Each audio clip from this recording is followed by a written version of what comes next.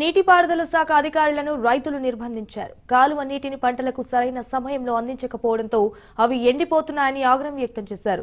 నిజామాబాద్ జిల్లా సలూరులో ఈ ఘటన చోటు చేసుకుంది. గ్రామ పంచాయతీ భవనంలో నీటిపారుదల శాఖ అధికారులను రైతులు బంధించారు. తమ పంటలకు నిజాం సాగర్ కాలువ నీటిని అధికారులు అందించలేకపోతున్నారని మండిపడ్డారు. దీనివల్ల పంటలు ఎండిపోతున్నాయని ఆగ్రహం వ్యక్తం చేశారు. అయితే ఘటనా స్థలానికి చేరుకున్న పోలీసులు రైతులను సర్ది చెప్పే ప్రయత్నం చేశారు.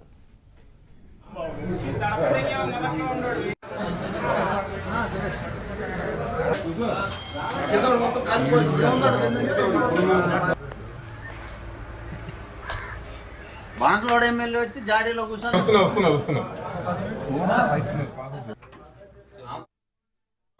గ్రామ ప్రజలు మాట్లాడుతున్నాం. మాది D28 బ్రాంచ్ కింద 14 నెంబరు అవుట్ మాది బ్రాంచ్.